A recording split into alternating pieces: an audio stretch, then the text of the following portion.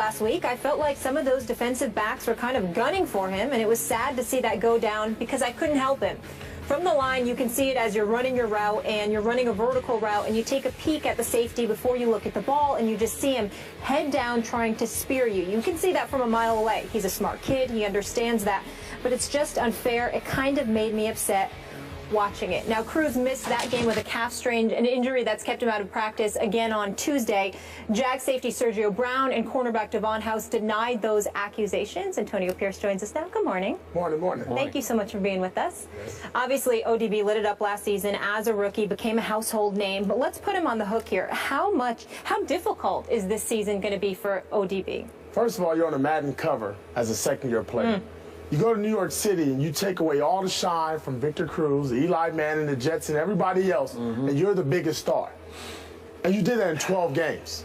And all offseason, all we had to do is watch that catch. Now I'm a defensive player, right? I'm looking on the outside.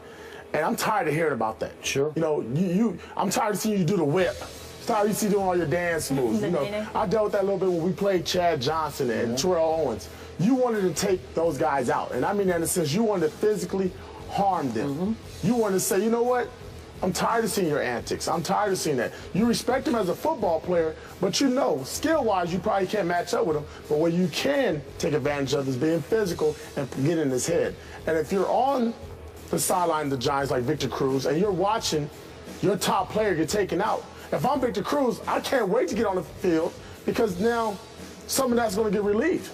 Because they're not all eyes are going to be on Odell Beckham. And that's the problem. The Giants have nobody else around Odell Beckham to take that target off of him. Stephen A., what do you think? Well, listen, first of all, let's give the players for the Jaguars the benefit of the doubt. When you have an accusation levied against you, if they say that it wasn't true, that that's not what they were doing, we don't have to take their words. I'm going to choose to take their words for it. What I would say to you is that I also think about the NFL and the focus that they have on avoiding headshots and how guys are getting penalized for that kind of stuff. And it really bothers me because for me, I have absolutely positively no problem with a defensive player targeting other players if you're trying to cave their chest in, if you're trying to, to put them on their backside, but not end their careers or not end their seasons. You see what I'm saying? There's a difference to me. And Antonio, you played, I didn't, particularly on this level. You would know better than me. So I'm not really debating it, just giving my point, and I'm open to being corrected. All I'm saying is the word spear, when I think about that, I think about guys targeting low. And I think there's no excuse for that.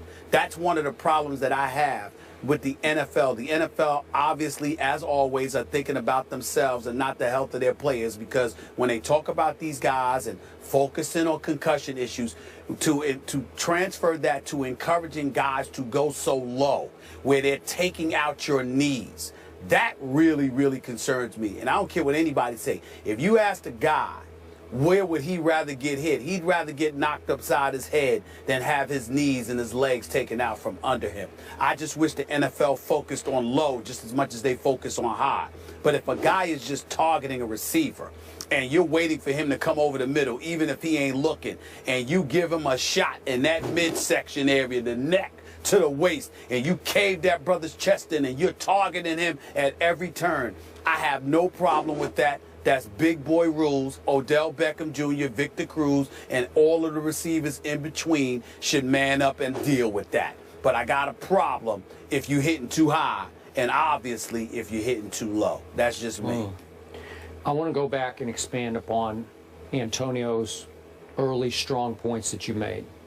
This is New York City, and this young man, off one all-time great catch, just was launched into the biggest, brightest spotlight maybe on earth. Gotten, what, 4 different national TV commercials out of it after his rookie year, in which, as you point out, he only played 12 games. I think it's going to be a struggle for him this year. I think he's going to have to get his feet back on the ground and figure out how this game works, because he's not just going to be targeted by Eli Manning, as you said, and I don't mean this in a dirty way. He's going to be a target of every secondary and every linebacking core. They just are. He talks big. One DB told me in the offseason he's a big trash talk. He really likes to talk because he really likes to back it up. But you know how that works. Yep. You better be able to back it up. So I think he's in for a little bit of a struggle this year, a grind. Hey, guys, the only thing I want to add is this. The catch was sensational. But this guy in 12 games did more than catch one pass. 91 receptions, 1,305 yards in 12 games. That's not one reception.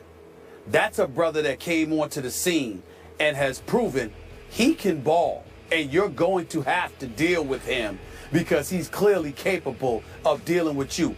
Odell Beckham Jr. is a big-time young receiver, and he's put the NFL world on notice that he has arrived. Now they're dealing with him. But it ain't because of one catch. The one catch may have helped him get the endorsements, but it's also the other 90 catches had a lot to do with it in the 1,305 receiving yards. In your rookie year in 12 games, 4 games shy of a full season? You know how many yards this brother could have accumulated over the course of 4 games? I can't ignore that. One thing about football, regardless of who you are, you can be a Hall of Famer, greatest of all time. It will humble you. It will humble you. Somebody will humble you. And you just got to understand that. It's going to happen at some point. Okay, and Stephen A., back to your point, I get it. The numbers are just sensational through the 12 games. But my friend Casey Joyner has a piece running right now on ESPN.com, and you can call it nitpicking if you will, but I respect Casey's breakdown knowledge. And he's predicting that Odell will struggle this year, and it's too complicated for me to go through all the metrics that he uses, but he's making the case that Miles Austin had one sensational big year. Mike Wallace had one big sensational year, and then they kind of fell back to here, you know, where they're pretty good, but they're not great. And he's projecting that Odell will fall back to a different level. I don't know, because I saw greatness in him last year. I'm with you. I did. And I talked to people who said we just couldn't cover him. We could not deal with him. But here's the question for both of you. What's wrong with being very good on an NFL level? I understand that he may not be as great as he's projecting or other folks are projecting he may be. We'll see. But what's wrong with being very good? There's a lot of dudes in the NFL who are not very good. He happens to be somebody that we're debating greatness or very good about. With Eli Manning as his quarterback, with Ruben Randall and Victor Cruz as his sidekick or him being their sidekick. That's not a bad scenario to be in. I would just say keep that in mind. Okay, I hear you. But we did have Odell on this show, and I found him to be off camera, a humble kid and a little bit of a sensitive kid, and I mean that in a good way. And if it doesn't go quite right, the humbling effect it's going to hit him hard because all he knows is sensational success so far in this league. Wait a minute. But that's part of greatness. What about New York, real quick, Steve? What about New York? In New York, when you're on top of the world, you're on top of the world. And you know real quick, they'll drop your legs from underneath you. I'm talking about the media and everybody surrounding you. From being the first of the line to the end of the line, it can happen real quick. But why are they gonna drop you, Antonio? No, why are they gonna drop you, AP? Only if your performance is not up to play. That's my point. They're gonna drop you if your performance is worthy of you being dropped. So the bottom line is he's got to go out and ball. He knows that.